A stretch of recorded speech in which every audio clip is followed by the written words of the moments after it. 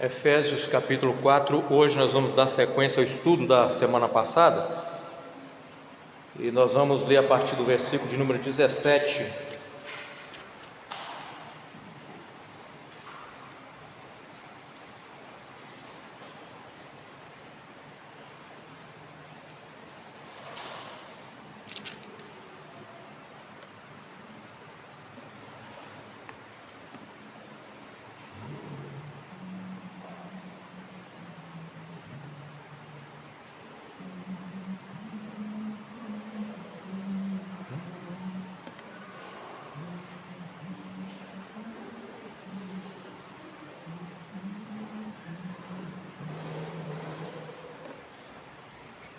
Efésios capítulo 4, versículo de número 17.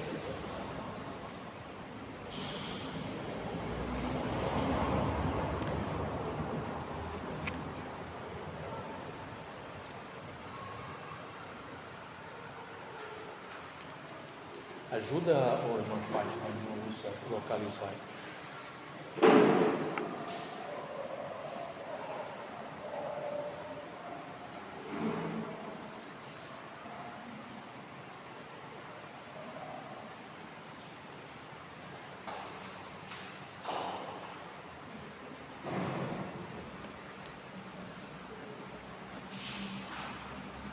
Irmãos, como nós temos feito sempre, eu vou ler o primeiro versículo, depois um após o outro vai dar sequência. A partir do versículo 17, nós vamos ler até o final desse capítulo.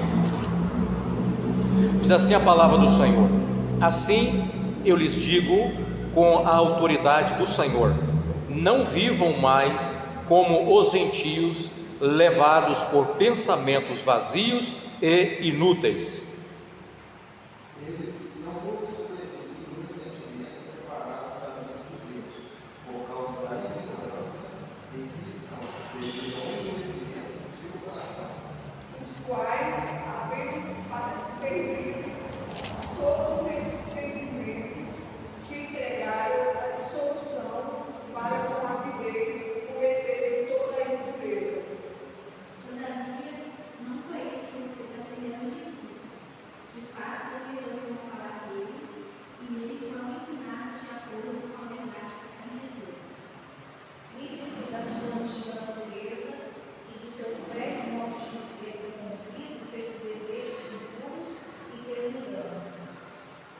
Deixem que o Espírito renove seus pensamentos e atitudes e revistam-se de sua nova natureza criada para ser verdadeiramente justa, santa como Deus.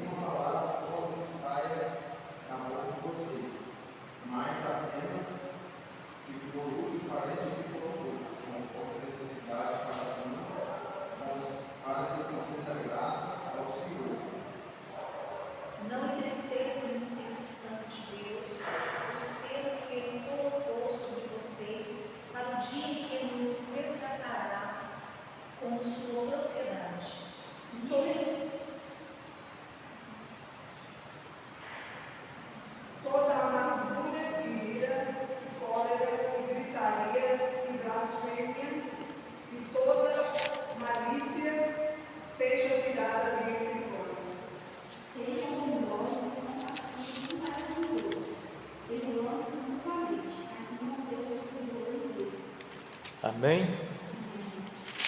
Então, veja bem, nós estamos numa sequência, de estudos nessa carta de Paulo à igreja em Éfeso, e na quarta-feira passada nós estudamos sobre a unidade do corpo, e os irmãos vão lembrar que nós terminamos falando necessidade de crescer espiritualmente, ou seja, de amadurecer espiritualmente, de ter maturidade espiritual para não ser enganado por qualquer coisa, por qualquer ensino, né, por qualquer vento de doutrina. E aqui agora nós vamos falar sobre como aqueles que são os filhos da luz devem proceder no reino de Deus. E quem são os filhos da luz? Quem são os filhos da luz?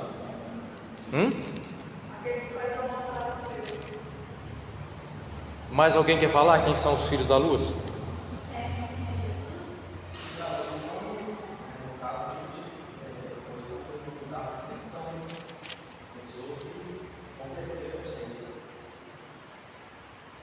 Isso, são os cristãos que se converteram ao Senhor, não é isso? O que acontece? Antes da pessoa entregar a vida para Cristo, a Bíblia diz que o ser humano está envolvido em trevas, ele está sendo dominado pelas trevas do pecado. Então, quando ele se converte ao Senhor Jesus, e Jesus é o quê? Como que Jesus se apresenta na Bíblia? A luz, né? Ele diz assim: eu sou a luz do mundo. Então, aquele que aceita o Senhor Jesus, ele se torna filhos da luz. Por que filhos da luz? Porque agora ele nasce de novo, e esse novo nascimento dá uma nova natureza ao ser humano. Aquela natureza corrompida é substituída por uma nova criatura em Cristo Jesus, com agora a presença do Espírito Santo morando e habitando o interior daquele que é convertido. Os irmãos vão lembrar que o cristão recebe o que? O selo do Espírito Santo, para ser identificados como filhos da luz e não filhos das trevas, ou propriedade do Senhor. Então, aquele que se converteu ao Senhor Jesus, que se entregou a vida para Jesus, para viver para Cristo, ele então agora, ele está no reino de luz, ele foi resgatado do reino das trevas, colocado no reino da luz, e agora nós precisamos, como filhos da luz, aprender a viver nesse reino, né? Ninguém nasce sabendo as coisas, não é verdade? Uma criança, quando nasce, ela tem que aprender, e os pais vão ensinar. Na vida espiritual também é a mesma coisa, ninguém nasce sabendo. Quando nós aceitamos o Senhor Jesus, quando é apresentado o Evangelho para nós, e nós aceitamos o Senhor Jesus, nós agora vamos aprender como viver nesse reino de Cristo, qual que deve ser a nossa conduta nesse reino. E é exatamente isso que nós vamos falar e estudar hoje. O versículo número 17 diz assim: Paulo vai dizer: assim eu lhes digo com a autoridade do Senhor, não vivam mais como os gentios. Quem são os gentios? Eu vou fazer uma pergunta aqui para a irmã Lúcia, que está chegando agora, porque os demais irmãos nós tratamos esse assunto. A irmã sabe, quando aparece na Bíblia a palavra gentios, a que se refere? Então nós vamos explicar para vocês. Deus havia escolhido um povo chamado, que é o povo de Israel, né? Esse povo judeu, o povo de Israel. Deus escolheu esse povo como uma nação, para dessa nação vir o Salvador, que é o Cristo. E esse povo recebeu de Deus a revelação da verdade. A Moisés foi entregue a lei, e essa lei então conduziu um povo na antiga aliança, com seus rituais, com seus preceitos da antiga aliança. Tudo aquilo ali apontava para Cristo, que viria, o Cordeiro de Deus, para trazer salvação. Os outros povos que não são judeus, eles são identificados na Bíblia como gentios. Então toda vez que a Bíblia fala gentios, está falando daqueles que não são de origem judaica, aqueles que não têm descendência judaica, são o que? Os gentios, tá certo? Toda vez que vocês lerem na Bíblia gentios, vocês vão lembrar, olha, gentios são aqueles que não são judeus, tá certo? Entendeu? Então, Paulo está escrevendo para uma igreja que é formada, na sua maioria, de gentios, e é justamente nesse sentido que ele vai dizer assim: olha, não vivam mais como os gentios.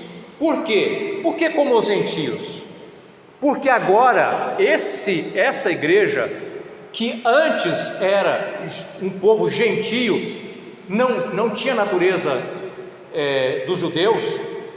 Lá no primeiro capítulo, no segundo capítulo, melhor dizendo, os irmãos vão lembrar que Paulo vai dizer que esses gentios estavam longe da promessa, longe do concerto, longe da família de Deus. Eles não conheciam esse Deus de Israel, esse Deus verdadeiro, estava longe. Só que esses gentios, ao aceitar Jesus, eles vieram e se tornaram agora membros da família de Deus, participantes do povo de Deus. Então agora eles não são mais gentios, eles são agora a igreja do Senhor.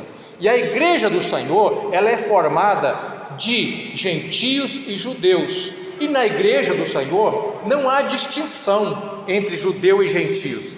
Todos são participantes de um mesmo corpo. Todos são cristãos. Deu para entender? Então, quando ele fala assim, vocês não podem mais andar como os gentios, ele está se referindo a quem? Aqueles que não eram convertidos ao cristianismo. Então ele está falando para aqueles que converteram ao cristianismo: vocês agora são de Cristo. Vocês agora foram tirados do reino das trevas e foram transportados para o reino da luz. Então vocês agora têm que esquecer aquela maneira velha de viver, que o mundo vive por aí, de qualquer jeito, sem preocupar se está agradando ou não a Deus. Não é assim que o mundo vive? É ou não é? O mundo vive sem preocupar se está agradando ou não a Deus, de qualquer jeito. Assim é os gentios. Mas aqueles que são cristãos são convocados a não andar mais como os gentios. E ele vai dizer assim: como que os gentios andavam? Levado por pensamentos vazios e inúteis. Eu vou fazer uma pergunta para os irmãos aqui. Os irmãos acham que a maioria das pessoas que estão lá fora não são conduzidas por pensamentos vazios e inúteis? Por quê? Por que eles são conduzidos por pensamentos vazios e inúteis? Porque o pensamento deles são pensamentos em coisas que são desta vida, que são passageiras, que não têm profundidade, que não têm espiritualidade. É por aí. A boca fala daquilo que o coração está cheio. Já parou perto de uma pessoa que não tem experiência com Deus? Eles vão falar de Deus? Eles falam de um monte de coisa, mas de Deus dificilmente. Dificilmente, né? Não é assim? A conversa vai envolver muita coisa, mas a conversa dificilmente vai tratar as coisas do reino, da eternidade, aquilo que verdadeiramente tem mais importância na vida humana. A mente deles está mergulhada na escuridão. Por que a mente deles está mergulhada na escuridão? Porque eles estão dominados pelo pecado. Por quê? Nas trevas do pecado. A natureza humana se corrompeu, toda a natureza humana. Por que a natureza humana se corrompeu? Porque Adão pecou. Sendo Adão o primeiro homem, ele é a cabeça de toda a humanidade. dele descende toda a humanidade. Então o que acontece? Toda a humanidade peca em Adão, então a natureza humana está corrompida, e essa natureza humana corrompida está envolvida nas trevas. O que domina o homem sem Cristo? O desejo de pecar. O que domina o homem sem Cristo é o desejo de pecar. Eles vão sempre caminhar para o lado contrário da vontade de Deus, sempre fazer o contrário, até o dia que ele encontra Cristo. E aí é o que acontece? O que? A conversão. O que é uma conversão? Mudança de vida. Você está indo em uma direção e de repente você faz o que? Você muda de direção. Não é isso? Isso é conversão. Então vamos lá. A mente deles está mergulhada na escuridão, andam sem rumo,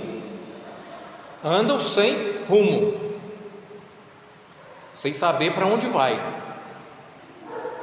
sem certeza de para onde está indo.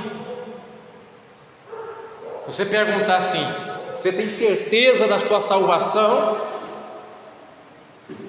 O homem sem Cristo vai responder o quê?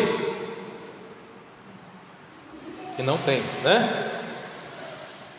Alienados da vida que Deus dá, pois são ignorantes em que sentido? Porque não conhecem, são ignorantes e endurecem o coração para Deus, endurece o coração para Deus.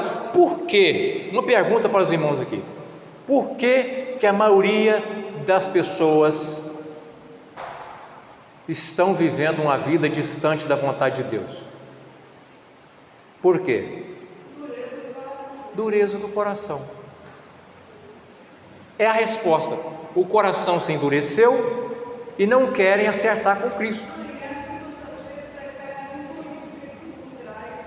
As influências do mundo com as coisas que o mundo traz e que são apenas,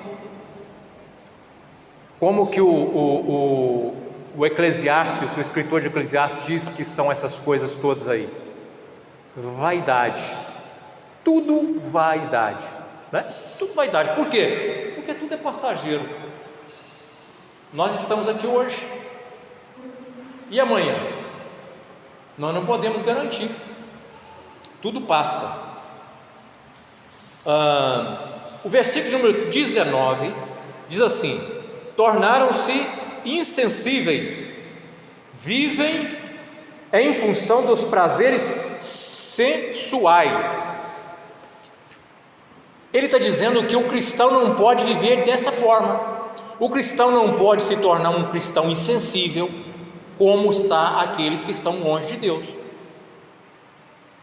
Porque os que estão longe de Deus, eles vivem de forma insensível às coisas espirituais e vivem em função de satisfazer os seus prazeres da carne. Está dizendo aqui, em função dos prazeres sensuais. Em função dos prazeres sensuais. Por que vocês acham que as pessoas gostam de exibir a figura para a rua fora? Hein? Por que se acha que as pessoas gostam de mostrar o corpo, exibir o corpo, sensualizar? Por quê?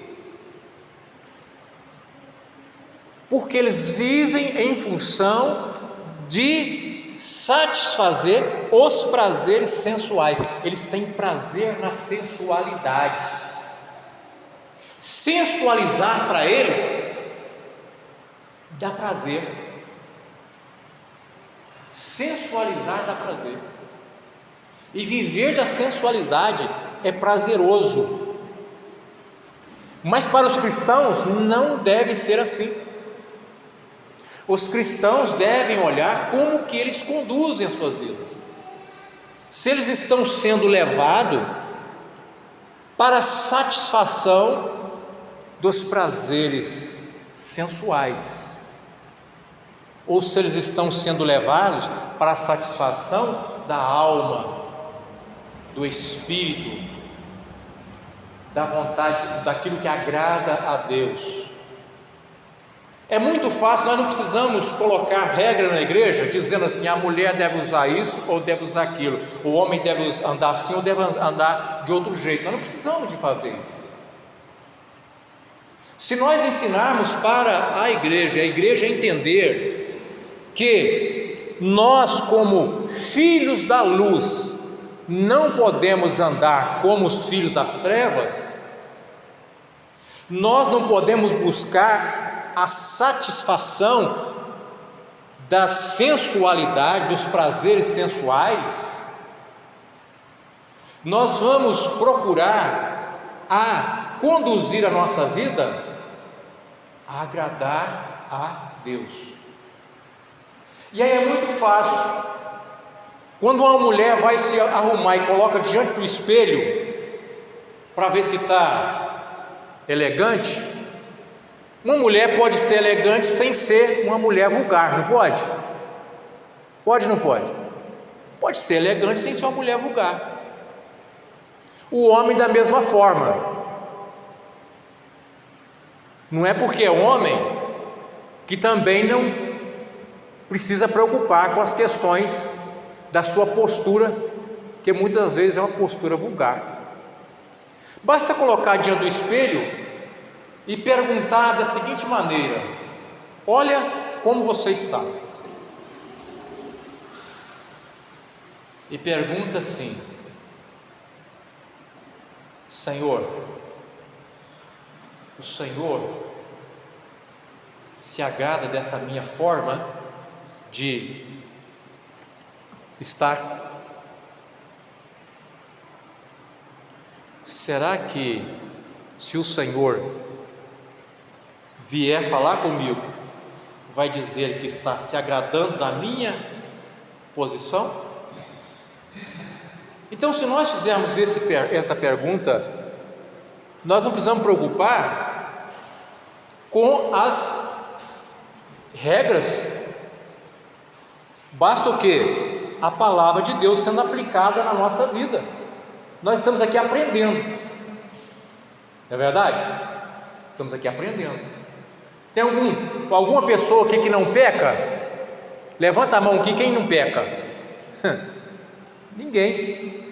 Todos nós somos imperfeitos, todos nós falhamos, todos nós carecemos da graça de Deus, todos nós precisamos amadurecer mais, precisamos aprender mais e precisamos melhorar mais como cristão. Se nós chegarmos a um ponto de achar que nós não precisamos melhorar mais como cristão, pronto, já devíamos estar lá no céu. Não é verdade? Então vamos lá. Praticam avidamente toda espécie de impureza. Essa espécie de impureza aqui está dizendo o quê? As coisas relacionadas a questões sexuais, sensuais. São todo tipo de coisa que são impureza. Mas não foi isso que vocês aprenderam de Cristo. Então veja bem, Paulo está escrevendo para a igreja, está dizendo assim: olha, está vendo tudo isso aqui que eu estou falando com vocês? Vocês não podem andar assim, porque vocês não aprenderam com Cristo essas coisas, né? Cristo não ensinou para ninguém andar. Cristo não ensinou para as irmãs em Cristo andarem pelas ruas sensualizando. Cristo não ensinou isso, e nem pelos varões. Cristo não ensinou essas coisas. Então ele está dizendo assim: olha, uma vez que ouviram falar de Jesus e foram ensinados sobre a verdade, que vem de quem? Quem tem a verdade? Jesus. Nós estamos no mundo onde a verdade se tornou o quê? Relativa. Relativizaram a verdade. O que é uma verdade relativa? A verdade para mim não é a mesma para o outro. Isso é uma verdade relativa. Só que a própria ideia de uma relativização da verdade já demonstra a falsidade dessa teoria. Porque eu posso dizer que isso aqui não é um celular, e o outro afirmar que é um celular. E eu falo assim, mas eu tenho a minha verdade, na minha verdade isso aqui não é um celular. Isso, a minha verdade não sendo um celular, vai mudar a realidade do celular? Ele vai continuar sendo o celular, porque a verdade é que ele é um celular. A verdade ela é objetiva, a verdade ela não é relativa. Só existe uma verdade. E a verdade é quem? Jesus. Eu sou o caminho, a verdade. Ah, mas as outras pessoas ensinaram isso. Eu quero saber o que Cristo me ensinou, porque Ele disse que Ele é a verdade e Ele é o verbo vivo. Quem desceu do céu para trazer a verdade para nós? Jesus, né? Qual foi o Deus que se encarnou, que nasceu de uma virgem, que não pecou? Jesus, que morreu e que ressuscitou no terceiro dia e que subiu ao assunto ao céu. Jesus, Ele é a verdade. Então nós temos que procurar saber o que Jesus disse, o que Jesus ensinou a respeito das nossas condutas. Versículo 22: livrem-se de sua antiga natureza. Como é que eu vou me livrar da minha antiga natureza? Eu continuo sendo, apesar de eu nascer de novo em Cristo, eu continuo tendo ainda essa velha natureza ainda me perturbando de alguma forma, não tem? Esse aspecto da velha natureza ainda nos perturba. Mas há um convite para a gente nos livrar dessa velha natureza. Como que a gente vai livrando? À medida que nós vamos buscando o quê? A santificação, buscando andar mais de forma que agrade a Deus.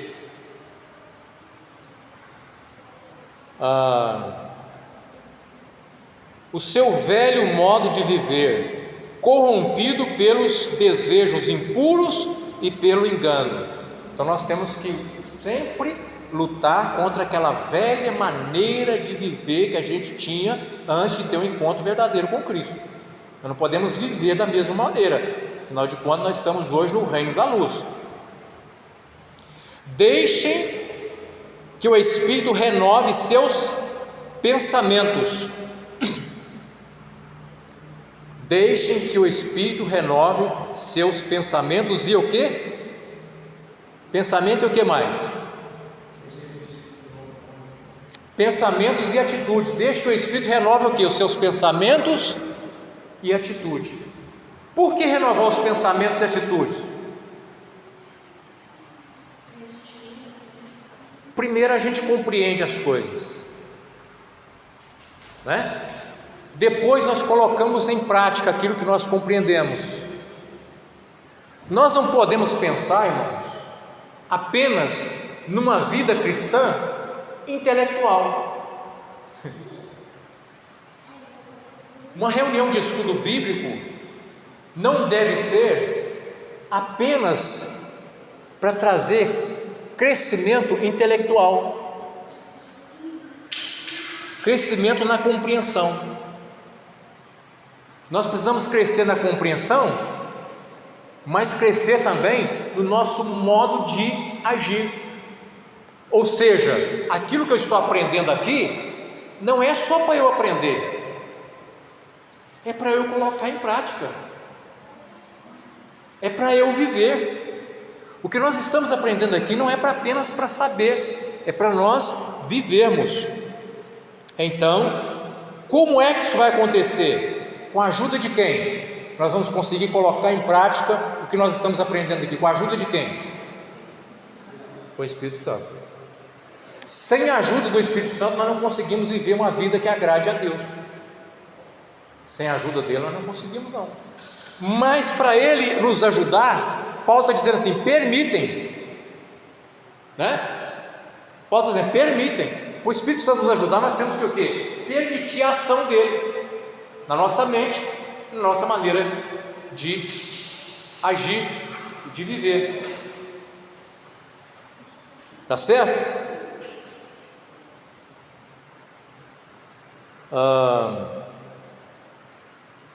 Revistam-se de sua nova natureza criada para ser verdadeiramente justa. Então a nova natureza em Cristo Jesus foi criada para ser de que jeito? Verdadeiramente justa, santa como Deus. Essa natureza criada em nós tem que crescer à imagem do nosso Criador. Nós temos que crescer à imagem de Cristo. Nós temos que refletir Cristo em nós. As pessoas que nos conhecem precisam olhar para nós e ver nas nossas ações Cristo. Nas nossos pensamentos, Cristo. Na nossa maneira de conduzir, dentro e fora da igreja, Cristo. As pessoas precisam ver. Nós precisamos refletir essa imagem. Portanto, versículo 25: abandone o que? A mentira. Então, mentira não pode fazer parte daquele que serve a Cristo, daquele que agora é filhos da luz. Não pode sair mentindo. Eu vou fazer uma pergunta para vocês: tem crente mentiroso? Bastante. Por quê? Por quê? Bastante crente mentiroso. E o pior, irmãos, e o pior, às vezes estão mentindo atrás do púlpito, entregando uma falsa profecia, entregando um falso testemunho. Afinal de contas, se você inventa um bom testemunho que atrai as pessoas, atrai aplauso, tem gente procurando aplauso, ser destaque, atrair multidão, e muitas vezes cria-se uma invenção de um falso testemunho. O cristão nascido de novo não pode se envolver com essas coisas. Nós precisamos viver e abandonar a mentira. Digam a verdade a seu próximo. Diga a verdade a seu próximo. Pois somos o que? Todos parte do mesmo corpo. Então, Paulo está falando com uma igreja que é corpo de Cristo. Ele está dizendo: vocês são corpo de Cristo, vocês estão dizendo a verdade um para o outro. Vocês não podem falar mentira um para o outro, não. Dizer a verdade, né? Porque nós fazemos parte do mesmo corpo. E não pequem ao permitir que a ira os controle. O que é ira? O que é uma pessoa irada? Uma pessoa com raiva. Quem já sentiu isso? Todos nós, né? Tem aquele momento de raiva, aquele momento assim que a gente tem uma coisa que tira a gente do sério, né? É aquele momento que tem a pessoa assim: eu sou daquele que não leva o desaforo para casa. E o cristão pode fazer isso? Não, cristão, se for preciso, tem que carregar o desaforo para casa mesmo. Agora eu pergunto aos irmãos: o cristão está livre de irar? Não. Nós vamos viver algum momento que nós vamos ter sentimentos de ira.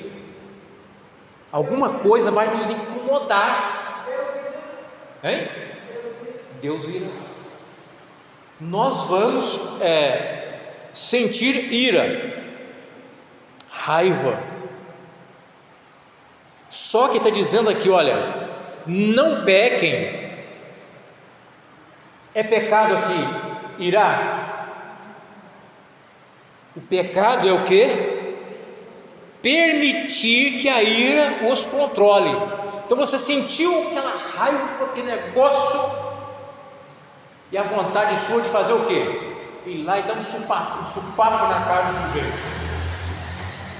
Se você só sentiu aquela ira naquele momento, e você clamou: Senhor, tem misericórdia, Senhor, me dá força aqui para me resistir e não fazer aquilo que veio aqui nessa vontade, nessa ira, está tudo certo. Agora, se você deixou a ira te dominar, você comete pecado. Você cometeu um pecado quando a ira te domina. E tem gente que a ira domina mesmo, né? Por que há tanta confusão? Porque a ira domina as pessoas. Por que há tanta discórdia nas famílias? Porque a ira está dominando as famílias. Tantas mortes dentro das casas, dentro das famílias, onde não deveria ter.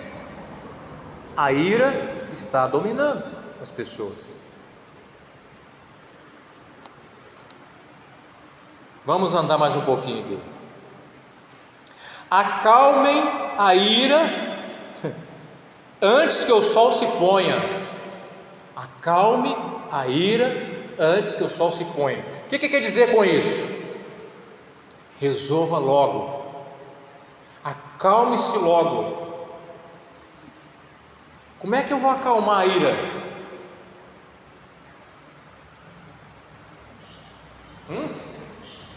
Tomando chá? Oração. Às vezes você percebeu a ira, irmão, sai de perto. Você está irado, deixa você resolver o problema depois. Afasta, vai lá, acalma a ira, depois você volta e depois você faz o quê? Conversa. Depois você já voltou mais calmo? Ajusta as coisas. Acalma a ira. Nós precisamos aprender a acalmar a ira, tá? Como cristãos, precisamos aprender a acalmar a ira. Pois ela cria o quê? Oportunidade para quem? A ira cria oportunidade para quem? O diabo. A ira cria oportunidade para o diabo. Ele aproveita que você está irado, ele vai e coloca na sua mente coisa para acabar com a sua vida. Na hora da raiva, o inimigo aproveita e vai lá e te perturba, coloca coisa na sua mente para você praticar. Então, está dizendo assim: olha, resolva logo, acalme-se a ira, para você não criar oportunidade para o diabo agir na sua vida, e nem através da sua vida.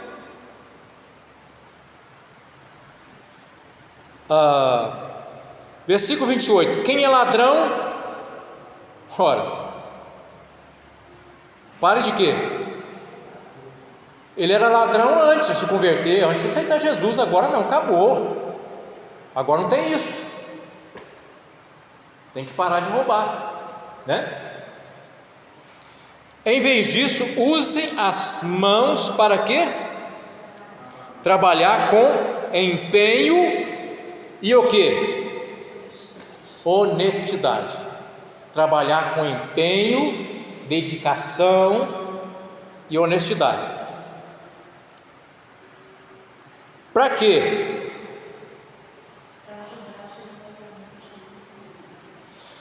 assim ajudar generosamente os necessitados. Sabe o que está dizendo aqui?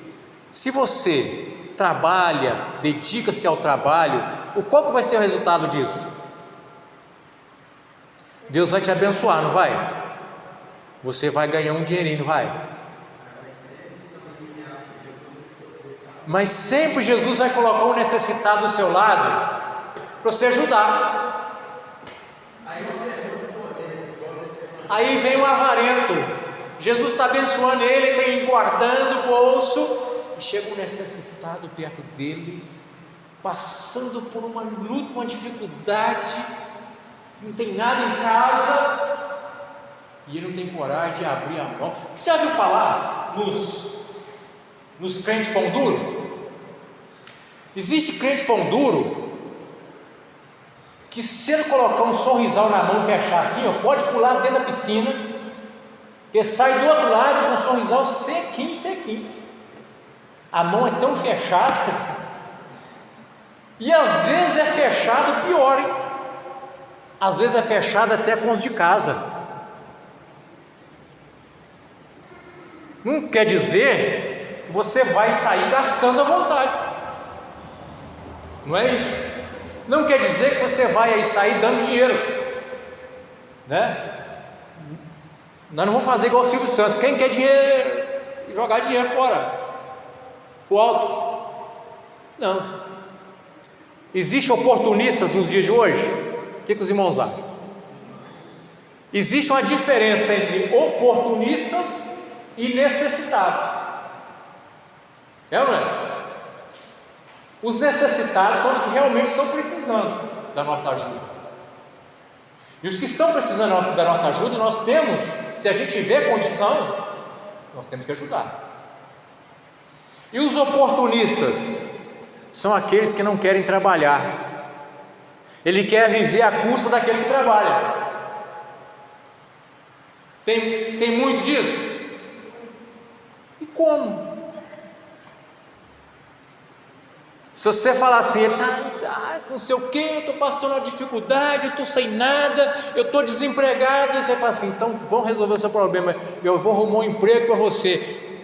O oportunista, ele vai lá buscar o emprego, pega o emprego, você marca com ele no outro dia, ele vai aparecer lá? Não vai não, sabe por quê? Ele não quer trabalhar, ele só quer viver à custa de quem trabalha. Então, atender o necessitado é uma coisa, mas nós temos que ter discernimento. O crente não precisa ser bobo, é isso? O crente não precisa ser bobo. Vamos lá, mais um pouquinho. Evitem o linguajar sujo. Como é que está na Bíblia de vocês aí? Nenhuma palavra torpe sai da boca de vocês. Evite o linguajar sujo. O que é o linguajar sujo? Palavrão, xingamento.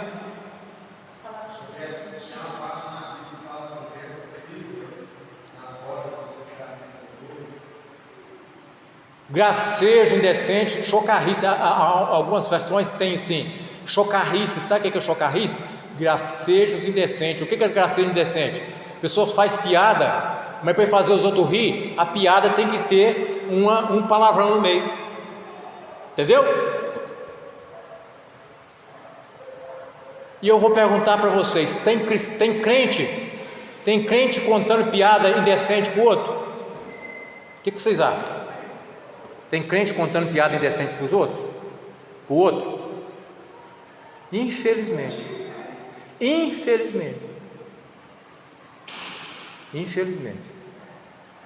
conta piada indecente. Pô, em vez de deixar com que a boca dele edifique, vai levar uma maldição para cima das pessoas. Você pode brincar com as pessoas. O crente não tem que viver uma vida, aquele crente que não sorri para ninguém, né? Aquele crente que não consegue rir para ninguém, introvertido. Não, eu agora sou crente.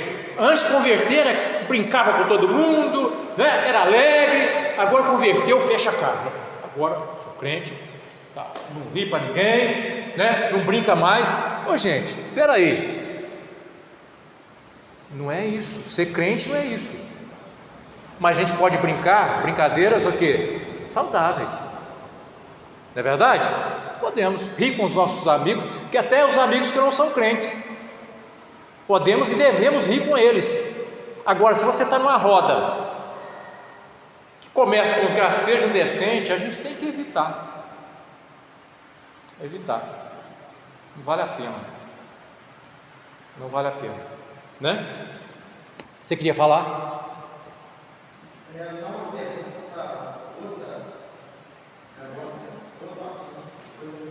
Tá. Então vamos lá. Vamos pular o gracejo, o linguajar sujo aqui. Linguajar sujo e insultante. Insultante é aquele que usa a fala para insultar o outro, para agredir o outro, para ferir o outro, né? O que é um insulto? A irmã Fátima aí, que é advogada, o que é um insulto? É uma afronta. Um insulto é uma afronta. Que todas as suas palavras sejam como? Boas e úteis. Nós devemos orar para que as nossas palavras sejam palavras boas e úteis. A fim de quê? De dar ânimo.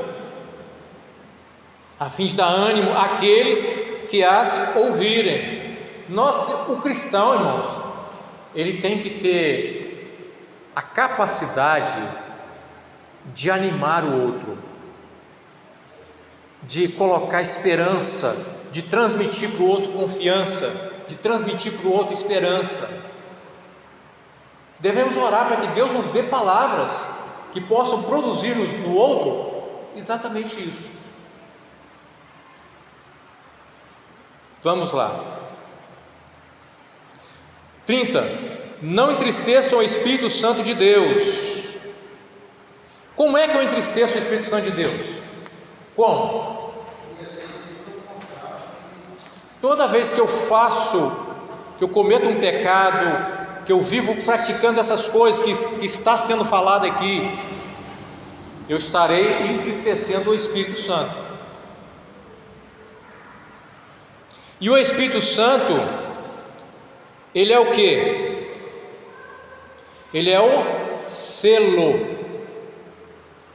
O que é esse selo? Que Deus colocou em nós. Então, lembra que nós estudamos? O Espírito Santo é o selo que Deus colocou em nós. Esse selo aqui marca que nós somos propriedade de Deus. Em que sentido? A propriedade particular, a família de Deus. E esse Espírito Santo, como selo de Deus, é a garantia, é o penhor de que, pertencendo a Deus, nós iremos estar com Deus para sempre.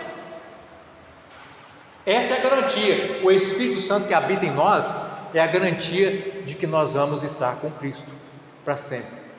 Quando nós morrermos, irmãos, nós não precisamos temer, porque o Espírito Santo que está dentro de nós é o selo que garante que nós pertencemos a Deus e vamos estar para sempre com Ele. Nós não devemos entristecer esse Espírito Santo.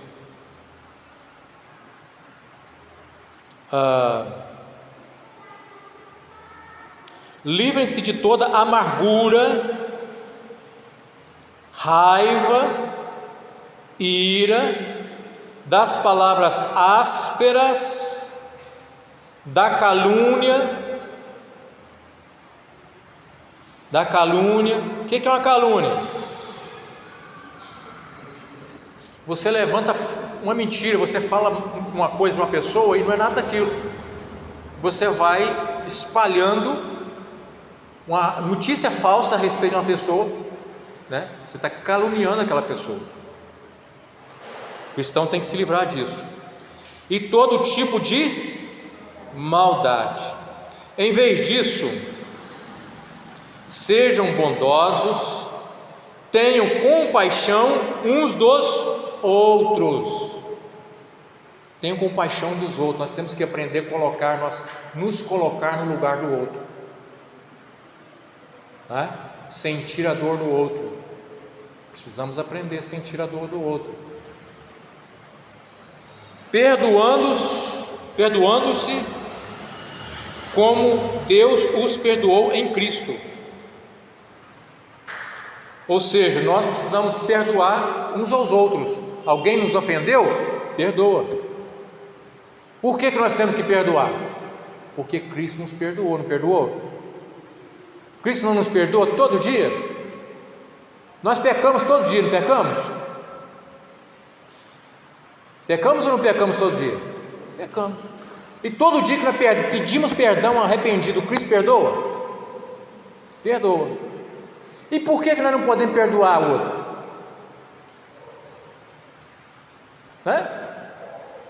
Nós temos que perdoar. É assim que a palavra de Deus nos ensina. Então, andar como filhos da luz é andar na contramão do mundo. Resumindo, é isso. Andar como os filhos da luz é andar na contramão do mundo. Você quer saber como é que você agrada a Deus? Às vezes você não precisa nem olhar muito, né? Você olha para o mundo e como que o mundo está andando. Você vai andar na contramão desse, está agradando a Deus. Porque o mundo anda na contramão da vontade de Deus. Amém? Então precisamos conhecer a palavra de Deus. O que nós estamos fazendo, estudando a palavra de Deus, não é apenas para a gente ter conhecimento disso. É para nós orarmos a Deus, para que o Espírito Santo nos dê condição para colocar isso em prática na nossa vida. A fé sem obra é uma fé morta. Eu tenho a fé, mas cadê a obra como resultado dessa fé? Né? Amém? Entendido assim? Podemos encerrar? Vai perguntar alguma coisa?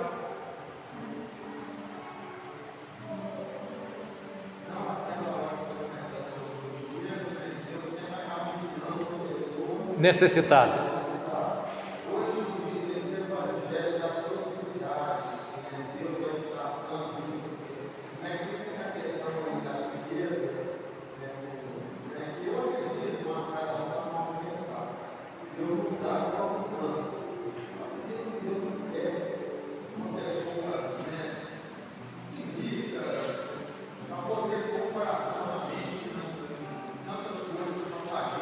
Sim. Veja bem, a Bíblia diz que Deus nos dá bênçãos com abundância. Aqueles que são ricos, a Bíblia diz que eles devem aprender a ser gratos a Deus, porque Deus dá a riqueza para dela gozarmos. Quando Deus nos prospera, Deus está nos prosperando, não é só para a gente ajudar o outro, é para a gente desfrutar de uma vida melhor. Mas quando você vai lendo a Bíblia, vai falar o seguinte: mas sejam comunicáveis. Ou seja, você tem bastante, você tem prosperado, ajude quando alguém precisar. Não seja avarento.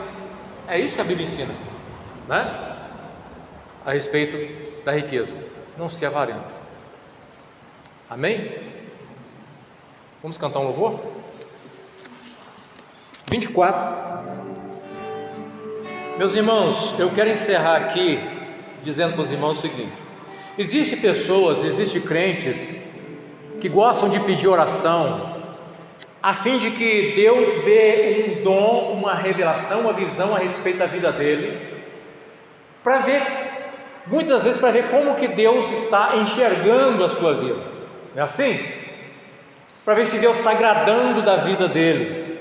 Tem pessoas que pedem oração para ver se Deus mostra alguma coisa sobre como que Deus está vendo a vida dele.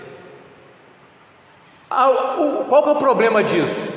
Que a maioria das pessoas que procedem dessa forma não tem o hábito de fazer o que nós fizemos aqui, Estudar a Bíblia. Se nós queremos de fato saber se nós estamos agradando a Deus na nossa conduta, é estudando a palavra do Senhor, é lendo, estudando, examinando a palavra, não é buscando revelação, profecia, que muitas vezes nem vem de Deus. Quantas vezes o camarada está lá numa vida toda de pecado, e muitas vezes alguém vai lá e ora, entrega uma revelação na carne e fala assim: meu servo, eu estou agradando da sua posição, e o camarada sai, está vendo, eu estou no pecado e Deus está agradando de mim. Vai consertar? Não. Mas se ele estivesse estudando a Bíblia ia fazer o que com ele? Confrontar a sua realidade, porque a Bíblia confronta a gente, né? Devocional, irmãos, devocional, estudo bíblico e devocional, é isso que faz com que de fato haja maturidade e transformação na nossa vida. Amém? Vamos ficar de pé?